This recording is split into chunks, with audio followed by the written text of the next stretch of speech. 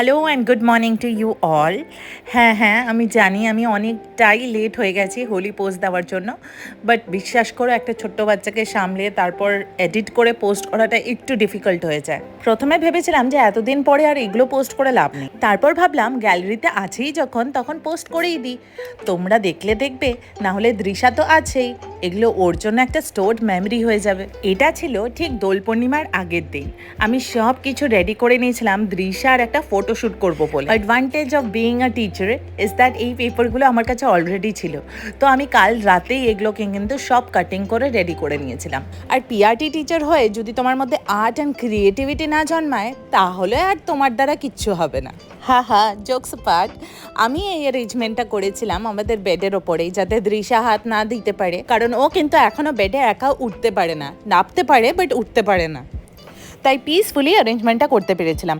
তোমাদের দাদাভাই যেই মুহূর্তে বাড়ি থেকে বেরিয়েছে তখনই স্টার্ট করে দিয়েছিলাম অ্যারেঞ্জ করা, কারণ দাদা ভাইয়ের কিন্তু একটা ওসিডি আছে, he does not like Messi at all.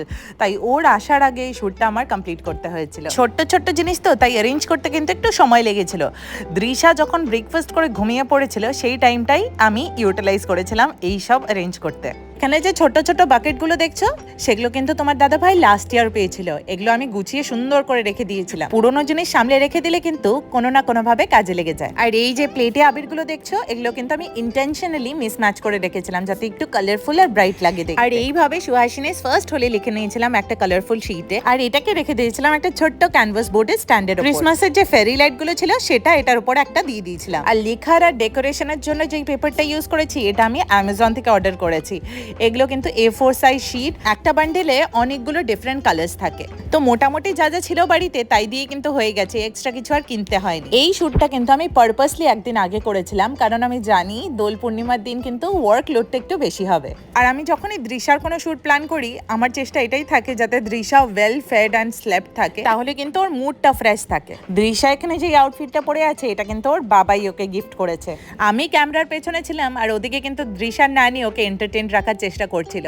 আমরা চেয়েছিলাম যাতে ও শুয়ে এই শ্যুটটা করে তাহলে দেখতে ভালো লাগবে, কিন্তু ও কিছুতেই শুতে চাইছিল না। তারপরে আলটিমেটলি ওকে বসিয়েই করতে হলো। সবকিছুই কিন্তু অ্যাজ পার প্ল্যান চলছিল, শুধু একটাই প্রবলেম আমরা ফেস করেছিলাম, সেটা হলো গিয়ে এক্সট্রা লাইট ছিল না। আমাদের এই ঘরে কিন্তু লাইটটা একটু কমই আসে, আর তার সাথে সেদিন একটু মেঘলা ওয়েদারও ছিল, তাই ভাবছি এডিট করে এক্সট্রা লাইট অ্যাড করে দেবো পরে। অনেক রিকোয়েস্টের পরে Drisha decided to cooperate with us and that is how we finally completed our shoot. তবে হ্যাপি হোলি আর বলছি না। চলো তাহলে এই ব্লগটা এখানেই শেষ করছি। ভালো থেকো, আমার কাজ ভালো লাগলে অবশ্যই সাবস্ক্রাইব করো।